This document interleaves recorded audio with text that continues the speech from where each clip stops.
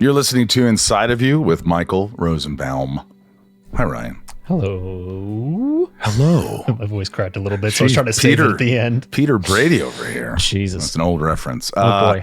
You know, I just did something really interesting, and we'll get into the interview, which is a really fun interview today.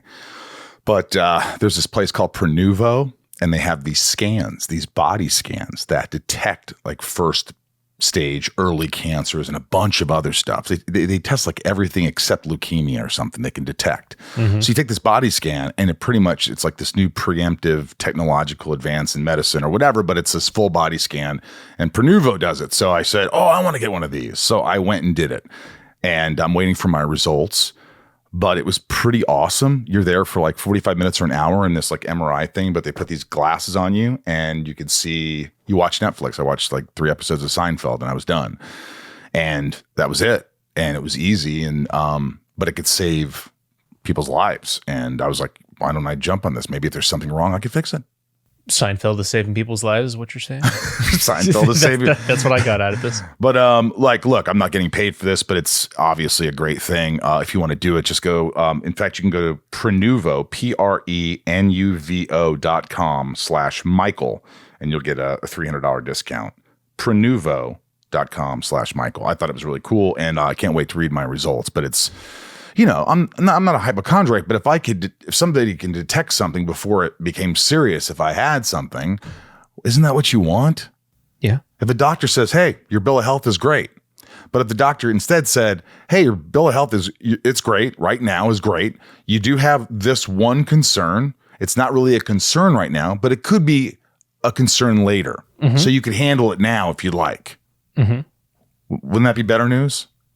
Yes. I mean, rather than do it later, rather than maybe not being able to handle it then. Anyway, great guest on the podcast. I've known this woman for a while. She's a animal rights activist. She saves so many animals. She doesn't even live here anymore. She, as much as she still loves acting, she still does a lot of other things. And this is going to be a really cool show. I like how she opens up, but she's like saving rhinoceroses and you say rhinoceroses? I was rhinoceri? I should know. No, you shouldn't. As one who is frequently referred to by nickname as Rhino. Rhino. Oh yeah, you should definitely know that. I don't. Anyway, it's a great episode. Just a few things. What are a few things? Where are you going to be? Thanks for everybody coming out to Dallas this last weekend. It was a blast. I had a great time. Love doing the Smallville nights for you. And if you want to go to the Inside of You online store, get cool merch. There's tons of stuff there. Check it in Inside of You online store. And there's also sunspin.com. You can get band merch from the band. Our CD's out. Other cool swag. You could listen to us anywhere streaming for free.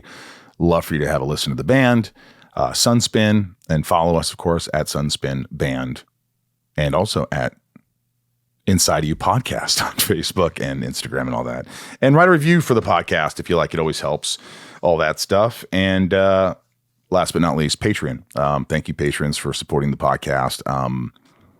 Really helps. Without you guys, I wouldn't be doing the podcast. Patreon.com/InsideYou. And there's a lot of cool perks, and I think you'll really dig being a patron. A lot of friendships have evolved on this, Ryan. On the Patreon? Yeah. Yeah. And everyone is very nice. Everyone's cordial. Really nice. Some people send gifts to you, like you, to me. Yeah. It's, it's great folks. I love the top tier for the Patreon. They get a box from me every few months, and I sign a note, and I'm like, I feel like I know these people now. Some have been around for years. Mm-hmm. And they're like, oh my God, Uncle Espo, what's up, Espo? Roz, what's up? It's like, I've known these people and they've stuck with the podcast, and it's just amazing that I get so much support. So I really appreciate that. And that's it. If you know any good horror movies, let me know. Shoot me a tweet. Tell me to watch something, because everything I see is shit. Absolute shit. I mean, almost everything I watch is just dreadful. There were a couple things you were raving about recently. Well, it wasn't The Menu. Well, The Menu's not a horror movie. I know. I didn't hate The Menu. I didn't see it. I just didn't love it. I thought it was like overrated. It was like the first 30 minutes, you're like, oh, this is great. And then the second half of it was just, I don't know. Yeah. Yeah. I never saw it. Yeah. Well, you don't have to. Yeah. But anyway, let's get into it. Let's get inside of Shannon Elizabeth. It's my point of view. You're listening to Inside of You with Michael Rosenbaum.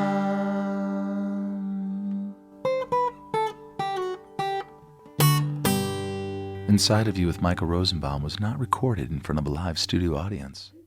You saved Peanut. That's all you do is save animals. That's pretty much your life now. That's my mission is animals. So yeah. What it's crazy. You know, I used to have my animal rescue, Animal Avengers. Yeah. So the charity now is just a changed version of that, where we do bigger animals. Right, the Shannon Elizabeth Foundation, right? Yeah. Look at Peanut. Peanut's so sweet. It's amazing. We'll get to this because, first of all, thank you for doing this. It's so cool. You're in Cape Town, South Africa. Yes. How many hours ahead? You are, let me figure it out because I'm not good with math. Okay. If it's 10 a.m. here, it's 9 hours. It's not, you're 9 hours ahead. Did you have a long day? Are you tired? You look refreshed. You look very good. It's really hot here right now. It's very windy outside. I picked up my husband from the hospital today because he had hurt his arm. He was in the hospital overnight? 2 nights. What happened to him?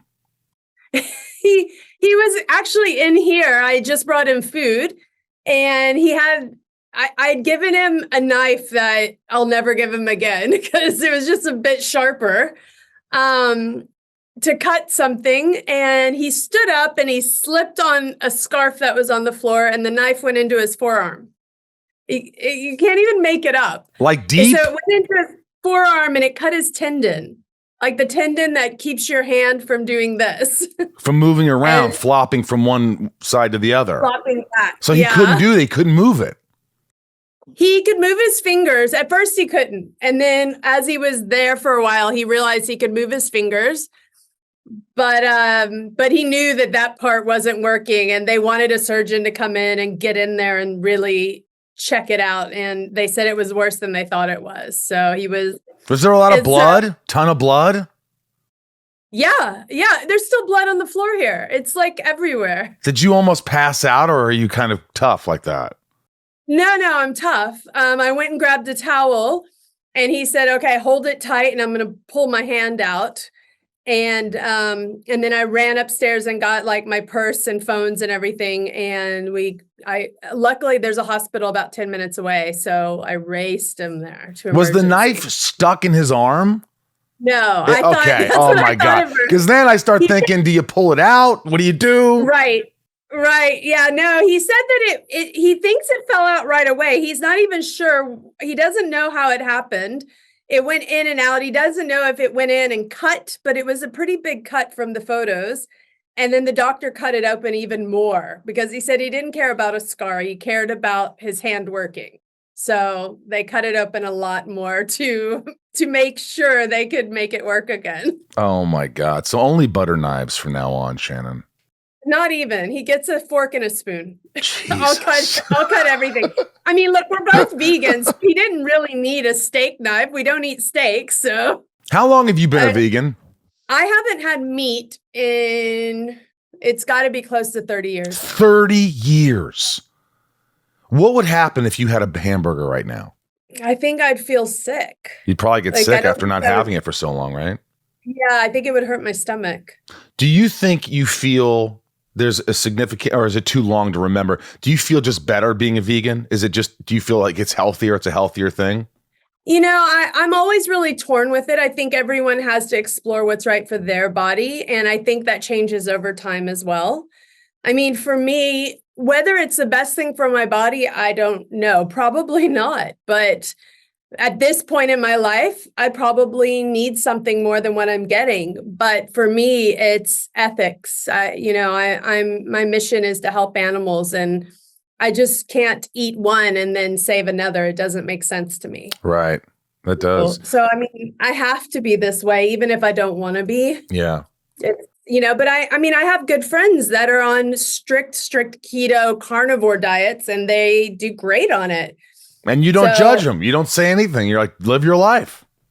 I actually wanted to learn about it for my husband's father, like my father-in-law, because he needed to lose some. And I knew he wasn't going to do a vegan diet, but I thought keto is something he could do. So I started learning about it so then I could help teach him about it.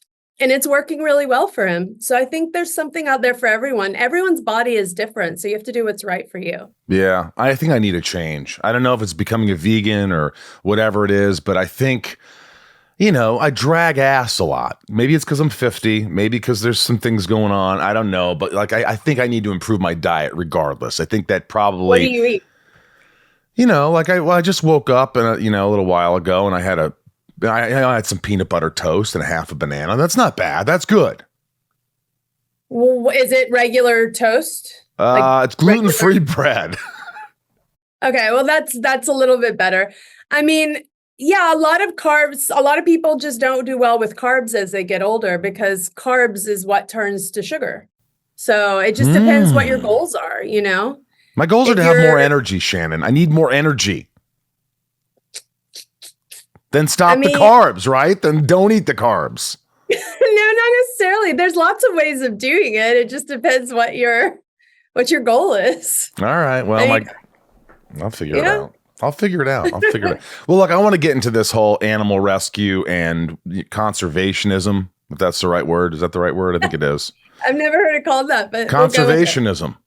But she's a conservationist, so wouldn't it be conservationism?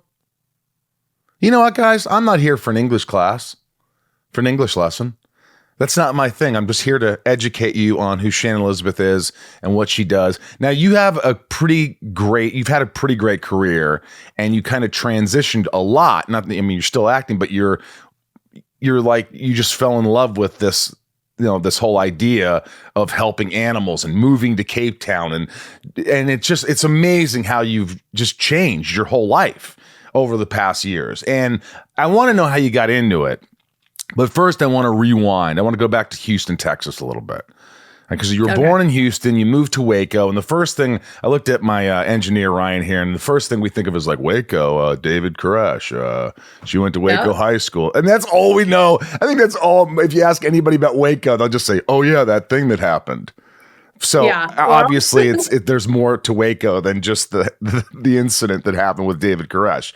But were you a pretty happy child? Were you outgoing? Were you popular? What was it like growing up? My perception of me in school, I've found out over the years, is very different from other people's perception of me. And everyone's going to have a different version of that. So to me, no, I wasn't popular, but I was always trying to be popular. I always wanted to fit in. I wanted to have friends. And I would try to have friends in like every cliquey group there was, because I didn't feel like I needed to be part of just one group. So I was like, tried to be friends with everybody. This show is sponsored by BetterHelp. When you're at your best, you can do great things. But sometimes life gets you bogged down and you may feel overwhelmed or like you're not showing up in the way you want to. Working with a therapist can help you get closer to the best version of you. Because when you feel empowered, you're more prepared to take on everything life throws at you. And who couldn't use a few better coping skills to be able to handle all of life's curveballs? Look, if you're thinking of giving therapy a try, BetterHelp is a great option. It's convenient, flexible, affordable, and entirely online. Just fill out a brief questionnaire to get matched with a licensed therapist and switch therapist anytime for no additional charge. BetterHelp can help you be the best you possible. Try it today. If you want to live a more empowered life, therapy can get you there. Visit BetterHelp.com/inside today to get 10% off your first month. That's BetterHelp, HELP.com/inside. This message is sponsored by Discover. Did you know you could reduce the number of unwanted calls and emails with online privacy protection? The latest innovation from Discover. Discover will help regularly remove your personal info, like your name and address, from 10 popular people search websites that could sell your data. And they'll do it for free. Activate in the Discover app. See terms and learn more at discover.com/online privacy protection. Yeah. So, if you are friends with different people, like different groups, but you get in a fight with one of your friends, then that whole group is mad at you. And it was this whole thing for me that I just always felt like I never fit in. So I would see other people come to the school brand new and they would instantly fit in somewhere. And I never really fit in. And that was really hard for me. And I did try out for cheerleader my freshman year and my senior year. And I only got it those years. I only tried out those years, but I got it those years because it was based on skill and not popularity. The other 2 years I didn't try out because it was based on popularity and I knew I wouldn't get it. Wow. So I did dance team, and then I was a tennis player. I did competitive tennis. So I was constantly trying to join clubs and be part of things, but it just, high school wasn't. We're similar great. then. See, I didn't think we had any similarities really. I mean, we do because we like saving animals and we're like, I think I like to call myself kind. I'm a kind person, I think, but like I felt like the same way in high school. I didn't fit in. I'd hang out with the goth people, and I'd hang out with some of the popular people. Then I'd hang out with the stoners and the guys who took electricity and mechanics, and they go out for a smoke or something, and I'd hang out with them. But I didn't really fit in anywhere. I didn't know who I was. If you asked people, see, when you talk about perception, and people's perception of me and my perception of myself growing up, I think that it's pretty linear. It's pretty consistent. I think people would say, if you said Michael Rosenbaum, they'd either say, I remember like he was this really small, weird kid.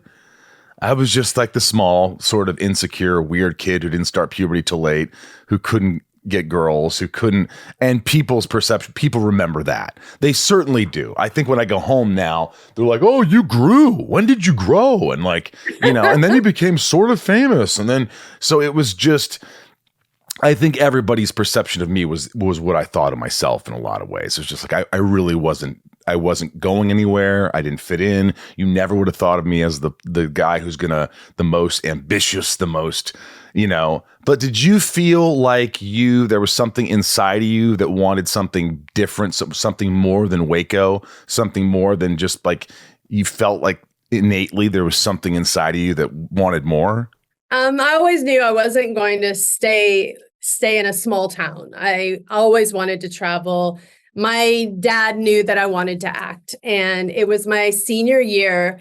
And there was a local band that was casting for their first music video, and they wanted it to be there in their hometown. And my dad read about it in the paper and said, they're doing open casting calls if you want to go. So I went, and I got what was considered, I guess, a featured extra. And oddly enough, the director was Antoine Fuqua. What? But this was before he had done like Training Day and everything. This Holy was an early shit. project. Yeah. And the producer was from Propaganda Films. Wow. And he and I just got to talking, and I told him, that acting is what I wanted to do. And for some reason, he kept saying, well, have you ever modeled? Because if you come to New York over your senior Christmas break, I'll take you to some agencies, see some photographers. And I never really wanted to model, but I thought about it. And at that time, models did commercials and actors did commercials. So I was like, maybe it's a way for me to get into acting. So he came and talked to my parents. They actually agreed to it because they were like, he was actually a really nice guy, and he didn't ask for money. He wasn't asking for anything. He was offering to help. And so we went over Christmas, and I got signed to an agency. The light goes again. What agency? It was called Cameo, a small agency, but really great people. And 9 days after I graduated, I moved to New York. So that crazy. Was kind of my trajectory. It was always going to be like when I could leave, I was just going to start my life. Were your parents nervous for you? Were they like, oh, I don't know, New York? You're going from Waco, Texas to New York City to be a model. You're like, what, 17, 18? 17, yeah. And who are you going to live with? Where are you going to go? I mean, that's a big trip. So we stayed in NYU housing. So all the NYU housing over the summer were for interns and models and whoever, was coming in town for the summer. And that's the housing that the modeling agency was using. So it was cool because, I met people from all over that came in just for the summer. So I became friends with people that lived in LA and people that are writers now, big writers in Hollywood that were there from Michigan. And it was really cool. My mom took me and got me settled and left me there. And yeah, I never looked back. It was amazing. So did you feel like, what was it? Did you suddenly feel like, hey, I think I found I fit in here? No, I definitely, I definitely didn't fit in. I was always struggling. And I was always like, at first, when you first go there as a young model, all the girls, they chopped all our hair off and we all looked the same. And then we're going to all these auditions and we all look the same. I'm like, I don't even understand. And I hated the way they had done my hair, but you didn't have a choice at that point. And I was doing it because my parents said, look, we've put money aside for you for college, but if you want to use it on this instead, you can. But when it's gone, and then you have to come home. So okay, well, I can't let that happen. But they never wanted me to resent them if they had said no and always look back and wonder what if. Yeah. So that's why they let me do it, because they knew that I could always go to college later. Right. And this opportunity was now. So I was very homesick for a long time and I traveled a lot doing it, but it's not like when you travel now, when you're older and you have a bit more money where you can explore and you would travel places above ground versus below ground. Yeah. When you have no money, you're always traveling underground. So you're not seeing anything. And I wasn't into the culture of different countries yet. I was just there to try to work and make money so I didn't have to go home. Right. And that was my whole goal, was to just do well enough that I could make money, break even, not have to go home, and figure out something else. Right. What was your first big break as a model that you were like, oh my God, I got this, or a commercial? What was it that you're going to make some money? What do you mean by break? Well, listen, when you're doing nothing and you're coming out of high school and you start doing things, a Burger King commercial could be the biggest break you've had or anybody's had. It's funny because the first, I think, something in print in a magazine that I did was for menstrual cramps. Oh, well, there you go. Yeah. For menstrual cramps. It was just me drinking a thing of water in an outfit like I'd been working out, but it was for cramps. I'm like, yeah. How many, was it a commercial or no, it's print? No, it was a print ad, yeah. And did it pay pretty well? Like back then, what was it like? What did you get paid for a print ad like that? $500, $1,000? I mean, maybe. Print ads back then, I don't know what it's like now, but throughout my whole modeling career, the printed magazine things didn't pay well. What paid well were catalogs. Oh. The things that JCPenney catalog, even newspaper catalog or their big main catalog, that's where the money was. Bloomingdale's. Yeah, Dillard's, things like that. Let me ask you quickly, did you send a copy of the menstrual cramps print to your parents and say, look, I made it? Yeah, I'm sure. And they looked at each other like, well, darling. I was excited. Yeah. They were still excited for you. Yeah. See, my family, my parents, I remember I was in New York and I go, hey, I got this movie. And they're like, what is it? Yeah. I go, it's this independent movie. And they're like, well, so it's not a real movie. No, it's independent. Well, what does that mean? Is it who's in it? Well, no. Oh, fuck. I'm a failure. Yeah. There was no excitement. Booked a job, which is great. Yeah. We were so excited to book a job.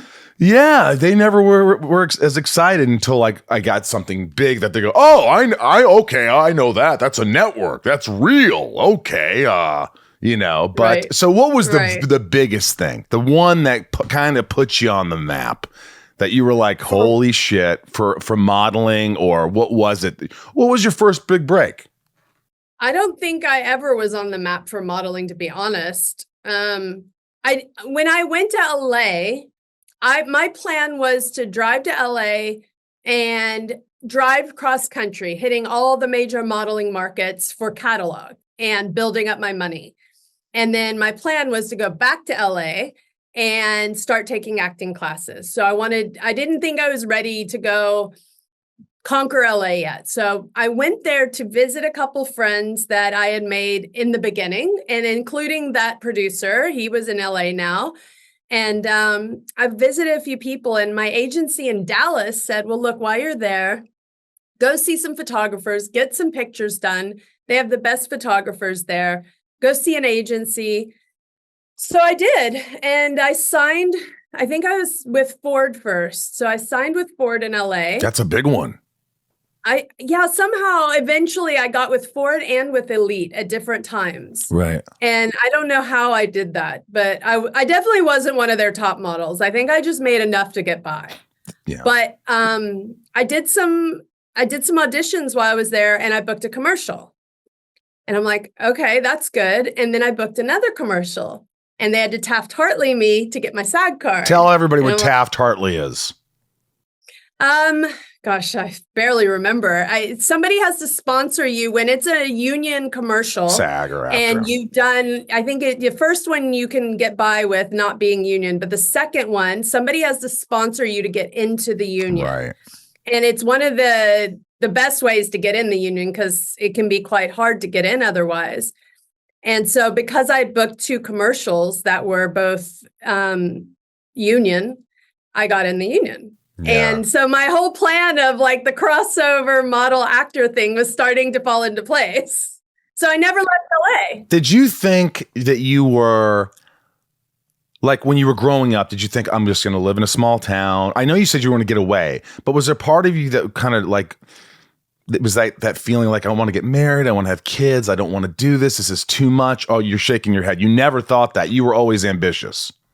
I was never the kind that wanted to have kids. I never thought about like a family or anything, because that would slow down my own ambitions. I was always very much about, I have goals, I have dreams, and nothing can throw me off of that. Right. Did your parents say anything? Did your parents did your parents ever go, I'd love you to get married, have a family? Because my grandma still does that. I think they learned early on, because I always said I was never having kids. I think they realized that I wasn't lying. Right. It's not going to happen. So they never really pushed me. So they knew that all my dogs were their grandkids. There you go. And a rhino now. Yes. All right, so you're in LA now, you're booking commercials, things are starting to go for you, you're taking acting classes, you're getting better and better. By the way, the print stuff, did you ever feel really comfortable? Did you have it down? Or were you like, I just want to get out of this, I don't really feel comfortable? I felt comfortable with catalog, but only after I went to Taiwan, oddly enough. I remember going to Taiwan and not having a clue what was going on. And the first day, they sent like 10 of us out. We were all staying in a house together. And every place you go to, you have to put on their clothes and you have to hit a pose or a bunch of poses, like as if you were doing a catalog. And I didn't know what that meant. I didn't know what it was. And I was in tears by the end of the day. And one of the girls that had been there a bunch of times, she said, look, it's like a dance. She taught me like 5 or 6 poses. And she said, all you have to do is hit them and then start again. Just cycle through them. And once I got that, I was booking left and right. I'm like, okay, that I can do. And so then I started booking, and I was very happy to just do that kind of stuff, because I've never had that look of that, that hard, seductive European look where if you don't smile, you look sexy. Like, I have to smile. Like, I'm the smiley girl, which is I know that. We all do it. We've all done that. We're taking pictures for a movie premiere or we're at the Globes or wherever the hell you are. And they start taking pictures and you go from like kind of like natural smiling to like, I don't do that. I sometimes just close my mouth because I look like a goofball smiling, but I just kind of go, Now there's I'm like, very few pictures of me out there not smiling because I don't like the way I look not smiling. Really? Well, you have a great smile. If you Google me, almost every picture is smiling and almost every picture is my left side. By the way, were you constantly as a model and young, going out in New York, going to Taiwan, in LA, were you, I mean, it's a stupid question because I know what you're going to say, but were you constantly hit on? Guys constantly hitting on you? No. Come on. No. I think I was quite awkward. I was very shy. I'm still very shy. Like, I'm not an outgoing person. I have to try. And it's actually because of modeling that I started learning that I had to try. Because it was when I was in Dallas, I was in a modeling house, and maybe a couple weeks in, I went out with a bunch of the models there. Like I just remember we were in the car, we were having fun, and we came home and we were chatting, and they were like, we thought you were such a bitch, but you could like you just sat around and you didn't like talk to us or anything. I was like, but I was really scared. I was shy. You guys were all friends and I just got there. And they're like, yeah, but you weren't talking to us, so we didn't like you, but now we do. And I'm like, okay, so now lesson learned. I have to try to come out of my shell quicker so that perception isn't out there, because that wasn't my intention. I was just scared. You know what? I get it. I remember the first time meeting you and just like throughout the years after I sort of knew you. And I just remember I was like, oh, you were just you. You weren't necessarily trying. You were polite, but you didn't seem like you were like, hey, how's it going? I'm nice. You should like me. You were just you, but that's kind of who you are. You are sort of a shy person. You are sort of, and I thought because I'm insecure as fuck, my first thought was, she doesn't like me at all. And then as I talked to you, I got to know you a little more. I was like, oh, wait a minute. I think she thinks I'm okay. I don't. And but it took a minute. You're not that kind of person that just immediately goes to somebody and people are like, oh, I love her. I love her right away. You don't put that on. It's, and I like that about you. I have to turn it on. I have to really consciously be in a space where I'm like, okay, I'm on, I'm going to talk to everybody and I'm not going to be shy. And once in a while I can do it, but generally it's just not me. I have to build up to it, and a lot of people that I've become friends with are that kind of person. And that's how we became friends, because I'm standing in the corner, not talking to anybody. And they're like, hi, how are you? What's going on? Blah, blah, blah. Yeah. So like when I did that 70s show, that's how I became friends first with Mila, because Mila is like that.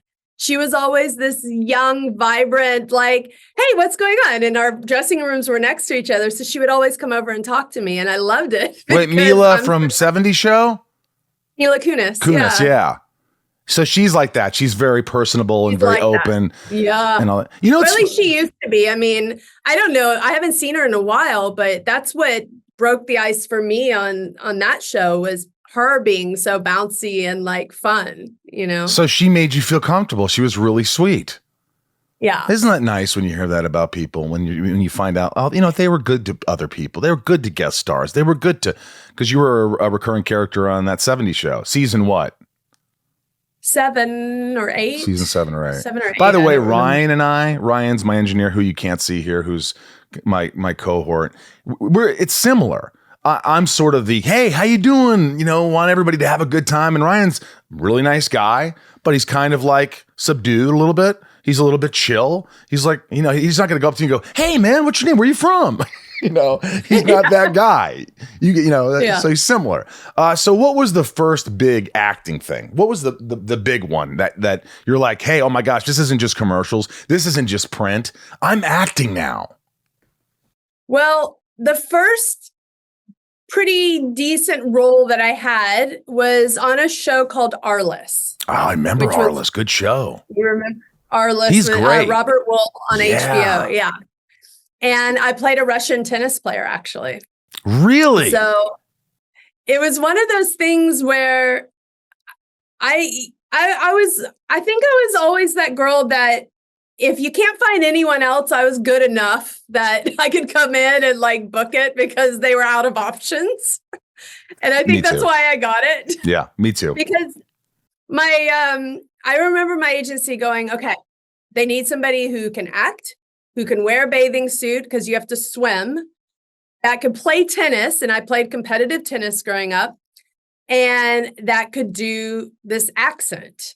And so because I'd never really done an accent, what I decided to do, and I don't know, for someone who's shy, I don't know where I found it within me to do this, but because they needed somebody to start like the next day, I went in there and I didn't want them to judge my accent. So I went in there only speaking the accent, saying this was my real accent. Like my parents were. What was it? Just talk to me like this, or is it the best you can remember? It's like, no, my parents, they talk like this at home. So this is how I talk. I don't really, I know I've been living here a long time, but I just talk like this. And they're like, great, you talk like that. We don't have to think about your accent. So you faked and I think it. That's why I got it, because they didn't realize till I was in wardrobe fittings the next day when I finally dropped it. They were like, oh, you don't actually have an accent. Oh my gosh, that's ballsy. I know. I don't know where I found it within me to do it, but I did. But you planned on it. Before you went in there, you're like, I'm going to talk like this, and I'm going to make them love me, and I'm play tennis, and everything's great. Yeah. And it was great. There were so many, because if you remember the show, there were always so many great guest stars on the show. John McEnroe. I think I played tennis with John McEnroe on the show. What? Zappa was my boyfriend at the end, I think, of the episode or something. So there were like so many cool people. I think John Sally might have been in the episode as well. I haven't seen it in so long, but that was the first thing where I had enough to do throughout the whole episode that I used that as my reel. I stopped trying to put a reel together and I just gave that episode to people as my reel. And it worked. And you started booking shit. Well, because of it, I got a better like agent and manager. And with the manager, he was friends. He had gone to college with my ex at the time, who I was with at the time. Right. And he was doing him a favor to let me come in and talk to him. So I went in and I chatted with him and I left him this VHS of my it ages us. VHS tape. Oh, perfect. But he's like, I take 10% on everything you do, including modeling. I got up to leave. I was like, nope, because I've been doing that for a long time without you. You're not touching it. Wow. And he's like, well, that's what I take. I go, okay, see you later. And I left, and I got up and left. And as I got to the door, he stopped me. Are you serious? You had the balls to get up and just say, you got up and left. Yeah. I'd been modeling for so long on my own, and I have a modeling agency that takes 20%. So why am I giving this guy another 10? Good for you. It didn't make sense. So 30% gone plus taxes? No. So he stopped you and goes, okay, fine. 5%. Yeah. You said no, nothing off the modeling. He might have even tried to say 15% at the time, and I said no, because I know the going rate's 10. Right, I'm not doing it. So he took you on. A lot of people back then would do that, right? Oh, yeah. It was always 15%. They took 15%. Your agent would take 10%. Your lawyer would take 5%. Taxes were like 30 or 40%. You were left with, you make $100,000, which is a lot of money. You get like 40. Yeah. People think, this guy makes $20 million. He makes $9 million. Still a lot of money, but it's not 20. Yeah. So it is. Yeah. So he took you on. He says, okay, I'm going to take you on. And how soon after were you booked in something? I can't remember the order of things of what I did with him or versus other people. I did for a while. I did a bunch of those like Saturday morning kids shows, like those Saved by the Bell type of things that were, I don't remember the names of all of them, but I did a guest stars on a bunch of those. But it was probably within the year or two that I got American Pie. Now, was American Pie the same sort of thing where you go, I'm going to go in with an accent. I'm going to think I want them to think I talk like this. No, I don't remember exactly what I did, but I do remember that the casting director came over to me and he's like, look, I'm going to call you back for the directors, but you got to work on your accent because, I mean, look, I'm not saying this. He said this. I don't know if it's not PC, but he is like, try not to sound deaf because that's how I sounded doing the accent to him. That's what he said to you. Mm-hmm. So you went home and you go, well, how do I not? Okay. And you just worked on it. I don't, I don't remember how I worked on it after that. I think I worked with a few different dialect coaches. I just don't remember at what point. How much time did you have to prepare the second time around? I don't remember. Just not a long time. You had to work fast. Is it something? Yeah, is it something you could just jump into? Like you jumped into the Russian. Can you just jump into that accent now? I mean, it's the same accent pretty much. Is it pretty much the same? It was Czechoslovakian. So yeah, I pretty much did the same accent. But like, well, what had happened, I was in an acting class. And so you know Joe, my ex. Yes. Okay. Are you guys still friendly? Are you still friendly? He's actually managing me. He's helping manage me while I'm here. So yeah. Beautiful. What a rarity. What a rare thing in Hollywood. An ex-husband manages his ex-wife. Good for you guys. Yeah. That's cool, man. Because I know it wasn't easy in the beginning after the breakup. It was like there was a lot of distance for a while. For 2 years. For 2 years. And then we found our way back to being friends and now like we help each other. So yeah. Oh, that's beautiful. No, he's a great guy. But he and I were in an acting class together. And at one point there was a scene I was trying to do from Pulp Fiction and I was trying to do French and I can't do a French accent. And he said, remember when you tried to do French, do that accent because it sounded Russian. I was like, oh, okay. It's just one of those accents that is easier for me. Like everybody has an accent that they can just like fake, I guess. And for some reason, that's just one of them that I could sort of do. But with that said, when I did American Pie, they called me in to do ADR, which is all the voiceover stuff after you've filmed.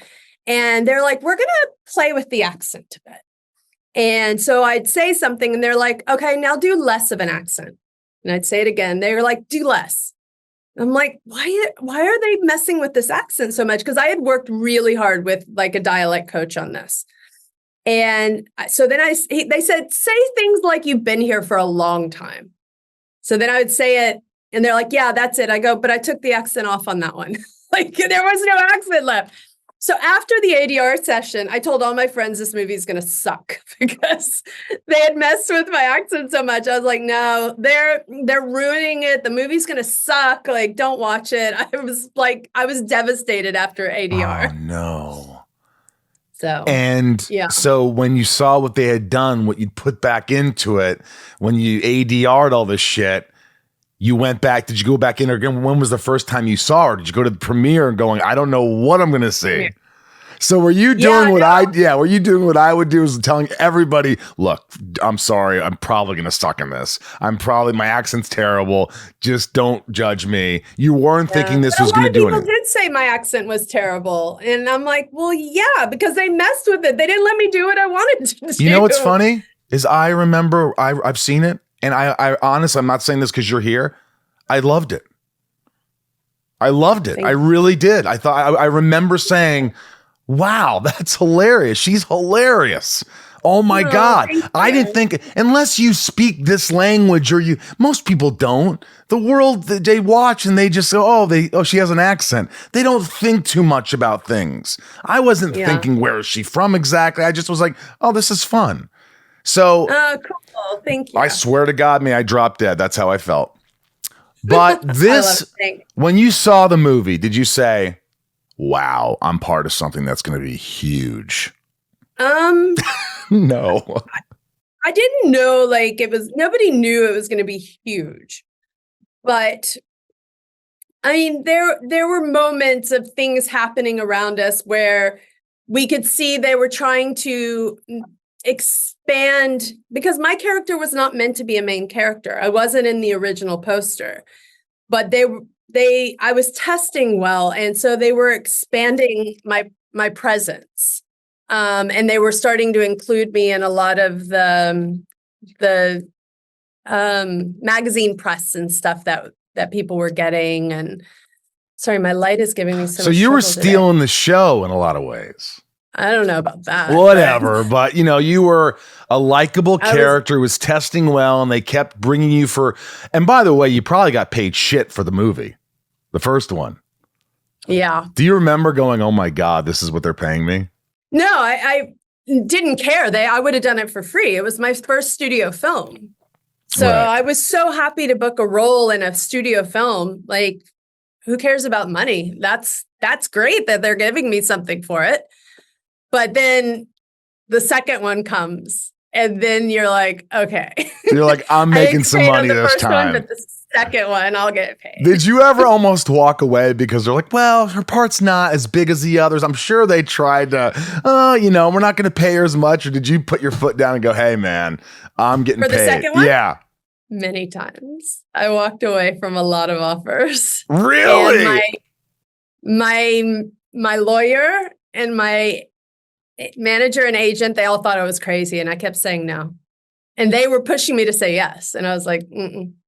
Really? Just like you did with that manager, you got up and you walked the fuck out. I just kept saying no. They would bring me things. I was like, mm-mm. I don't know why. I guess I had a number in my head. I knew what I felt like they should pay, and we got them to that number. And then my team was very excited that I said no all the other times. Yeah, right. But because I didn't get paid on the first one, hardly, I think it was something like a couple thousand. I don't know. It wasn't a lot. And it was nothing. And strike when the iron's hot. Strike when the iron's hot. You're like, you get like 15 minutes, so you got to milk it. Absolutely. You never know. This could be it. I'm done. And if you got to get what you can from it, because they're going to take everything from you. They're going to try and give you as little as possible. That is just the way it works. Well, and I think every actor, as soon as they're done with a role, if they don't have another one lined up, they think that's it. I'm never going to book another role. Like, I would always have this anxiety when I would wrap a movie. If I didn't have something else booked, then I'm never going to work again. And you kind of freak out, and you don't. That's just part of being an actor. I think it's just part. All my friends said that they had that feeling. What's the biggest thing, or your favorite role you've done besides American Pie? What role did you really just have fun and go, I love doing this? There are a couple. I mean, I loved playing Buffy in Scary Movie. Yeah, that was really awesome. Fun. Especially when I got to do my death scene, because Keenan Ivory Wayans really worked with me on it for a long time. We shot take after take after take after take. So that was fun. And it was one of the only times we got to do rehearsals, to be on a film where you get to have a week in rehearsals to get to know each other and bond. And it's such a great experience to have that. Yeah. And then there was another film that is just a little Hallmark film called Catch a Christmas Star. And I got to play kind of like a pop star that goes back home and falls in love with the high school boyfriend kind of thing. And it was just very sweet, but I got to sing.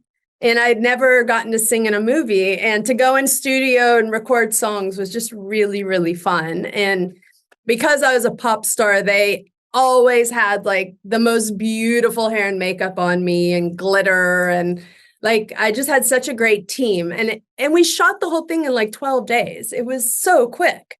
But it was one of the best experiences. It's amazing you say it amazes me when I hear this, because I miss that element. You say how much fun you had. I went to the studio and I sang and I never got to do this and it was so fun. And to me, that gives me anxiety thinking about going in and singing and doing everything is just like, I gotta be great. I gotta, and you didn't feel like that. You were actually having a good time. Well, I was in choir when I was in school and I loved choir, but I was never the greatest singer. I was never the one that got the solos, but I was good enough to make like the main choir group, if that's what it was called. Right. But so I was okay, but I would get such nerves. Like I would audibly sound nervous when I would sing if I was trying to sing on my own or do a solo or something. Like I didn't know how to control the nerves. But to be able to then take that and go into a studio and work with people and really like keep singing lines until you get it just right. And I don't know, I love it. I think it's so much fun. I mean, I think every actor wants to be a musician. Every musician wants to be an actor. Yes. So it kind of fulfilled some of that for me. Have you ever had debilitating anxiety or anything that caused, like, really hindered you from being at your best? Or do you remember ever being on set, or just did anxiety ever get in your way? Did depression or anything get in your way over the years? Yeah, no, definitely. I think everybody goes through stuff like that. I mean, anxiety, not on set per se, but it depends. There's different versions of it. I mean, there were things that would happen on set where it was kind of like a throwback to high school where I just didn't feel like I fit in. I mean, I remember being on one set where there was a bunch of girls and all the girls smoked but me. And so they would all go outside and smoke all the time. And I didn't fit in because I didn't go do that. And I didn't want to be out there because I didn't want to breathe in the smoke, but I didn't know how to bond with them. What was it? What show was it? Or you don't want to say? I'm not gonna say which one. All right. I won't say what movie it was. Well, you didn't say anything bad about the girls. You just said you didn't fit in. I didn't fit in. But so I would get that kind of anxiety. Right. And I did a movie, and Henry Winkler was on there. And I had made a comment about not being good enough or not fitting in with them or something, because there were all these, Tom Arnold was there. There were all these great actors around. And then I don't know how I got there. And I just remember Henry Winkler made me go home. He goes, in the mirror that you look in every day, you're going to write in lipstick. And now I've forgotten exactly what it was, but it was something like, I am good enough. Something to that degree. And so he told me to do that. And so I went home and did that. And I always thought of him. But he is such a man. She still texts me, Michael, how are you? I hope you and your brother are great. How's the dog? I love you. Shannon, I want you to write in lipstick, I am good enough. And I love you, Shannon. He is the best. And by the way, I've been doing hypnotherapy, and it's amazing how when you rewire your brain and you bring confidence and repetitive confirmation, like what's the word? Affirmations. Yeah. Then you change the way your brain thinks. Because if you're like, oh, I know I can't do it. Oh, I'm going to have anxiety. But if you start going, I'm confident, I can do this. It's amazing that the brain could reprogram itself. And it's starting to work for me a little bit. I've noticed it. You got to just, Have you ever, in the same vein, have you ever tried microdosing? Everybody's been telling me that. Theo Rossi from Sons of Anarchy, many, many people. I'm going to try it. I'm going to do it. Yeah. So there's a conference. I'm actually talking to the founder tomorrow. It's called Microdosing. It's a conference in Florida that I think it's in Miami that's about to take place. and the speakers, if you go, I think it's microdosing.com. If you go look at the speakers they have, I mean, I remember meeting with Kevin Harrington from Shark Tank. Yeah. Way back in the day when he was on Shark Tank. And now he's a speaker at this conference. And to see the trajectory of some of these amazing entrepreneurs that are now believing in microdosing, I think it's quite fascinating. Do you microdose? You know, I have, but part of what I want to talk to him about is that the times that I have, more than anything, it makes me very sleepy. And I know it's not supposed to do that. Yeah. And I want to know if it's my chemical makeup or like what some people have said is, well, maybe it's what you need. And you're getting from the medicine what you need and you need to rest. So, but I don't know. I mean, I've tried a few different microdosing type things. But then I'll see my husband will do it and he gets that feeling where your mind is quite expanded and he feels calm. Whereas the feeling I'm getting is just, it literally puts me to sleep. So wow. Maybe it's too high of a dose. I want the mind expansion, you know, and I want the groundedness and everything you're talking about with the hypnotherapy, because even that, like I would love to do that. I have a great person. She's really great. And I was doubting it and I was just and all of a sudden I start listening to this 20 minutes at night, 20 minutes in the morning, every day, and it becomes a habit and things have changed a little bit for me. I mean, it's still new, but it's working. I have to say it's working. I get frustrated sometimes. I don't want to do it sometimes. But anyway, look, you've had a great career. I mean, you've done so many things. But you really transitioned because next time I talk to you, we'll get into the poker playing because you're like an unbelievable poker player. You're like the best celebrity poker player there is. And probably one of the best poker players out there. You've won money. What's the most money you've won? 55,000? 100,000? 125,000 when I did the NBC Heads Up Championship. I got third. 125,000. She's the real deal. I mean, you are a poker player. I was so bummed though, because I should have gone to the finals, but I was so upset. How much would you have won if you went to the finals? I don't remember. The next level is probably 250 and 500 for first and second. If I got 125, it must have been something like that. Good Lord. But I was playing against Paul Wasika, who went on to win it. Right. And Paul was like, look, it really didn't matter what hand you picked. He was just getting good hands. He said, every hand I got all of a sudden was just so good. It didn't matter. Wow. I was so bummed, but I was really practicing, The Secret then. This was when The Secret was big. Yeah. And I started really vigorously practicing that and envisioning and manifesting like the outcome and the wins. That works? You really think it worked?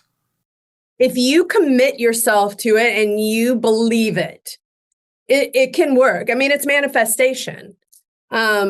The Secret just took it from many other people who've taught it way before that, and they kind of did their own thing with it, but it's manifestation. In fact, when I got Scary Movie, I didn't know at the time that I was manifesting, but there's a woman in LA that I would buy like these little oils and candles and stuff from, and I had mentioned to her that I had this audition and I really wanted this role. And so she had told me, go home and sit and just imagine what it feels like when you get the call that you get the role. Imagine feeling in your body the excitement and who you're going to call and what you're going to tell them. And she went through this whole thing and I was like, okay, I'm going to do that. And I really did it. And I did it all the time. And from the time I first auditioned to the time I got the role, there was 4 months in between. Because they had gone across the country looking like for people for these roles. And the whole time I was just sitting there trying to manifest because they wanted to give me a different role. And I was like, no, I want Buffy. I don't want another role. I want Buffy. But Buffy was supposed to be blonde. And so Keenan didn't really want me because he wanted a blonde. But then the lead role was supposed to be a brunette. So he just swapped us around in the end. But that was the first time I had worked on manifestation, but I didn't know it was called that. I didn't know what I was doing. Ryan, we might have to try some manifestation, my brother. Some affirmations and some manifestations. Look, we're running out of time here, but we can go a little bit over. Let's get into the nonprofit. Let's get into the Shannon Elizabeth Foundation, Muno the Rhino. First of all, when did it occur to you that this is what I need to do? When did you're like, I know what I want to do, and I want to move to Africa, and I want to do the. I mean, whatever it is. When did that happen? And you know. So when I did American Pie, it was the first time I was in a position to give back. And long story short, I just realized I wanted to start my own animal rescue. So I started a dog and cat rescue called Animal Avengers. Yep. Ran it that way for over 10 years, and then knew I wanted to help more animals on a bigger scale, and went on this long quest to figure out what that was. I didn't know how to revamp the charity, but I wanted to do something else with it. And through my own process of figuring myself out, I had sold my house in LA. I was looking for another place, and then just realized I didn't want to be in LA anymore. Went to New York. And when I was in New York, I started somehow paying a lot of attention to conservation organizations. And there was an ivory and rhino horn crush in Times Square that I got invited to. And I met a bunch of conservationists there and started following everyone online. And there was one video that I came across, like literally I was getting ready to go to dinner. I was doing my makeup and something said, check Instagram. And I didn't know what I was checking for, but I was scrolling on Instagram and I came across this video of an elephant that had been poached. And the ranger was filming as he was walking and saying, this poor baby's been out here all night suffering. And as you see, you saw her trunk off to one side, and then you saw her face, and then she moved. And that hit me like a ton of bricks. The fact that she was still alive and this had happened to her. And I never, till that moment, realized that these animals were getting their ivory and their horns taken off while they were alive, and they were feeling every cut. And that's what changed it for me. And that was 2014. Oh my God. Going into 2015. I just felt that, didn't you? Jesus, just you explaining that to me, I just like felt it. It changed me. I the whole night I was thinking about it. I was trying not to cry at dinner. I couldn't get it out of my mind. And I said, that's what I want to do with the charity. The fact that these animals, these big, majestic animals like elephants, could go extinct in our lifetime. And we're here doing nothing. Like, it doesn't make sense. Like, we all got to go see an elephant or a rhino at some point, maybe when we were younger or anywhere. You know that they're on the planet with you, but then to leave the planet one day and they're not there anymore, that didn't compute with me. So I started going to South Africa to learn and to understand what the issue was and try to find ways I could help and make a difference. And in the process, just decided I was going to move here and spend more time here. And I ended up getting married, and we revamped the charity to be the Shannon Elizabeth Foundation for now. It'll change eventually soon, hopefully. But now we have a blind black rhino that we take care of. We just built a sanctuary for him. And, Manu? Huh? Is that Manu? Manu. Yeah. And we're going to bring some females over so he can breed. He's already doing this thing where I've realized that he's checking for female pheromones to see if they're around. So I know he's ready for it. And we're filming it all to be a docuseries. So at this point, we need more funding. We need to up the security to bring the females over. We have more parts of the sanctuary we need to do. And we're talking to different broadcast partners for the docuseries. So it's the first time I'm really bringing my two worlds together. And I'm directing it, but I'm going to co-direct it. I'm actually looking for the right co-director to do the rest of it with me. I have some ideas. So I think that's unbelievable. I commend you. I'm going to donate right after we get off again. Thank So you. where can we go to donate? I'm serious, guys. This is unbelievable. If you go to shannonelizabeth.org/Munu, MANU MU MUNU. Yes, MUNU, Munu. There you'll see a video that we've done that's like a 5-minute sizzle kind of trailer of the show and the conservation work that we're doing. And we figured if we're doing the work anyway, we might as well film it and tell the story to the world, because most rhino stories are about death and they're gruesome, and people don't want to see another picture of an animal with their face cut off. But this is a story of love and hope and courage and trust, because he's trusting us because he can't see. And we were able to move him to this place, and we've built something that we know he's kind of familiar with, but it's got a lot more space for him, a lot of trees to browse, and he trusts us to lead him through it. And yeah, we wanted to tell like a really good story that could inspire people. And so that's what the mission we're on right now. Do you think he knows you, your touch and your voice?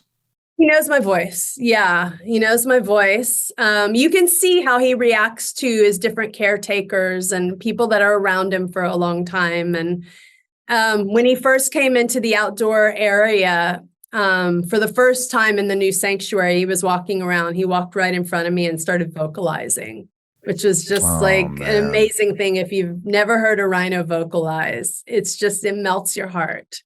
That's beautiful. So, well, good for you. Yeah, good for the organization. That's our big project right now. I love that. All right, this is really quick. This is Shit Talking with Shannon Elizabeth. These are my top tier patrons.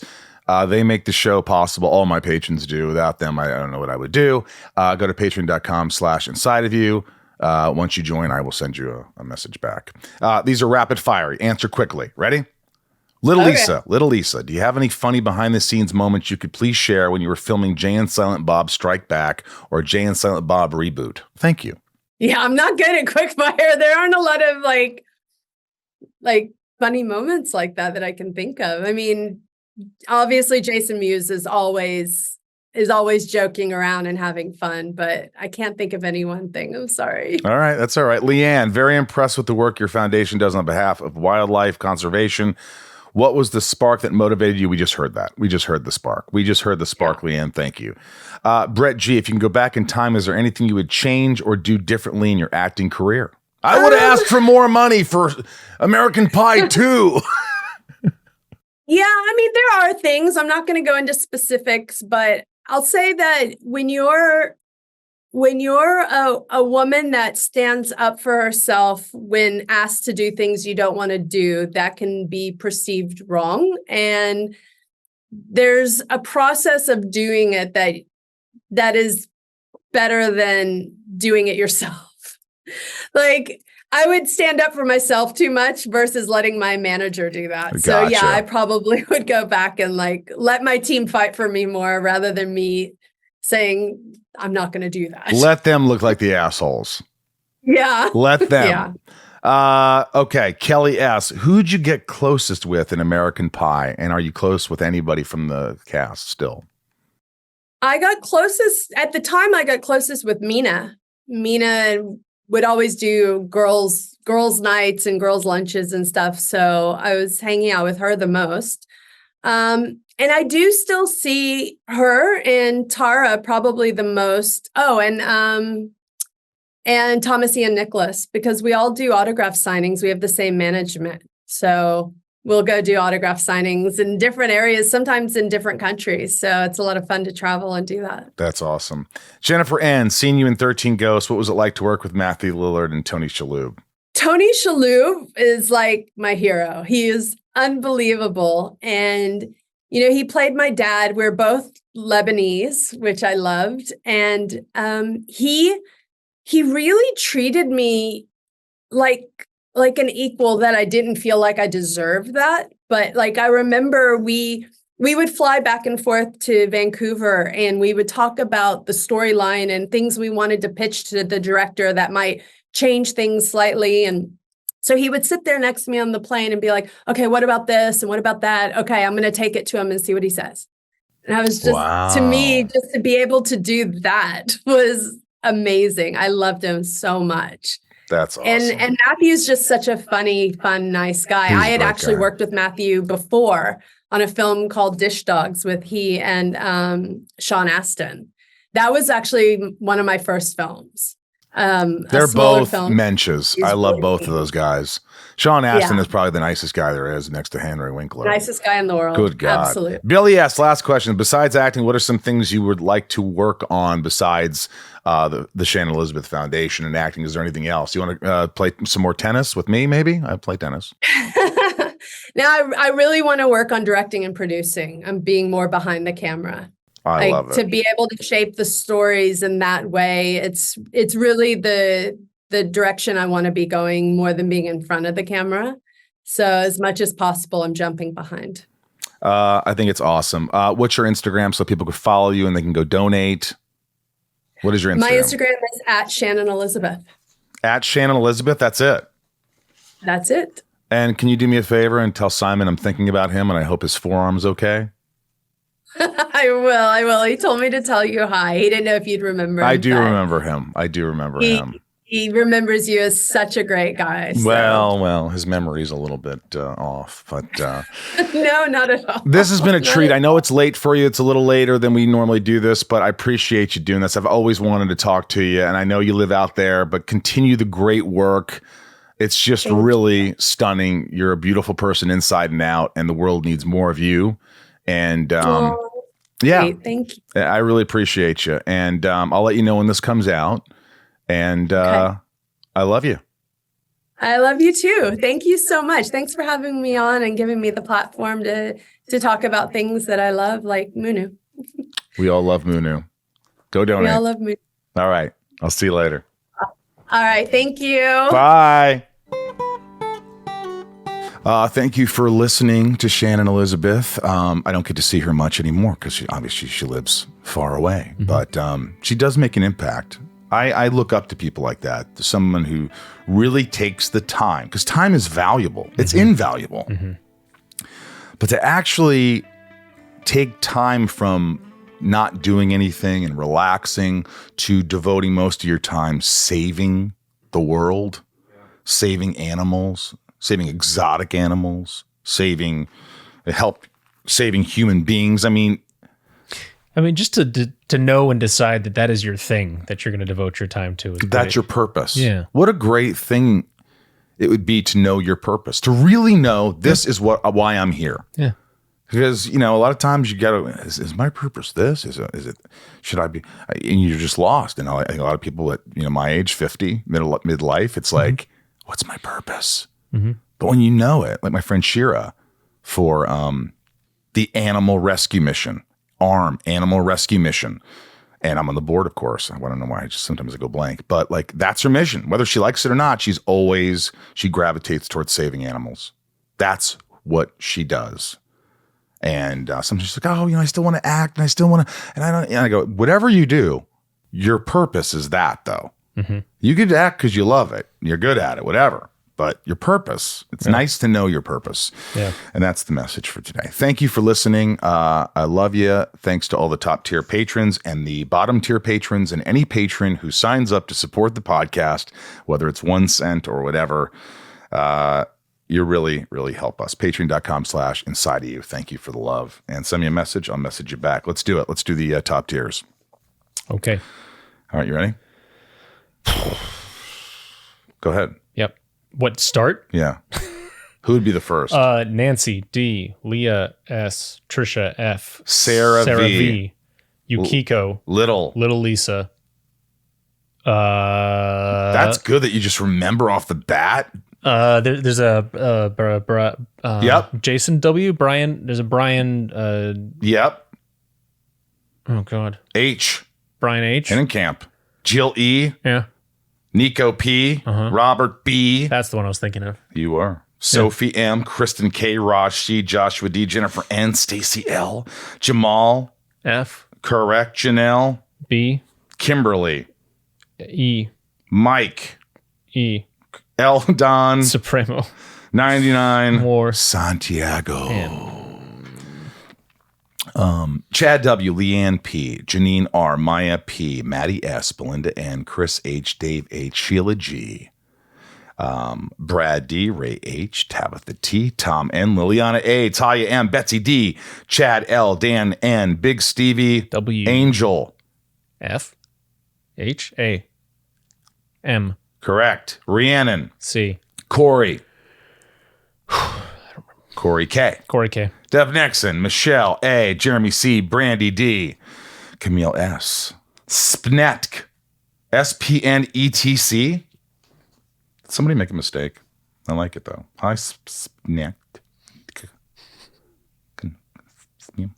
Joey M, Lee, Eugene and Leah, Corey, Heather L, Jake B, Megan T, Angela F, Mel S, Orlando C, Caroline R, Christine S, Eric H, Shane R, Emma R, Andrew M, Zetoichi 77, Andreas N, Oracle, Karina Don't know. N, All right. Amanda, R. correct, Jen B, Kevin E, Stephanie K, Lena 82, Jarrell, Billy S, Jammin J, Leanne J, Luna R, Cindy E, Mike F, Stone H, Brian L, Cameron E, Katie B, Aaron R, Clayton J, Kendall L, House of Joe L, Joel. Was the House of Jor-El? It says House of Joe E, House of Joe L.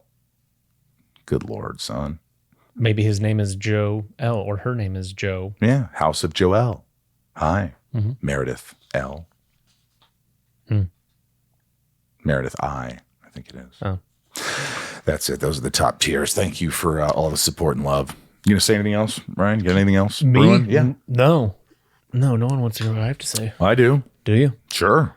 I got nothing. I want to play some dodgeball. You want to play some dodgeball? Yeah. That was a lot of fun. I'm not Yeah. going to play tonight, but Yeah. Well, I want to play. Next time, just ask me if you Yeah. need somebody. I'll let you know when my friend who's the connection. You can go for free this West Hollywood dodgeball situation. I might. I played in a dodgeball tournament once. It was the Burt Reynolds Classic, and it was everybody had to wear mustaches. That's fun. It was fun. I got my mustache knocked the hell off my face, though, with a dodgeball, bro. Thanks for listening. From the Hollywood Hills in Los Angeles, I'm Michael Rosenbaum. I'm Ryan Tejas. Ryan Tejas. Little wave to the camera. We love you guys. Thank you for listening, and be good to yourself. I'll see you later.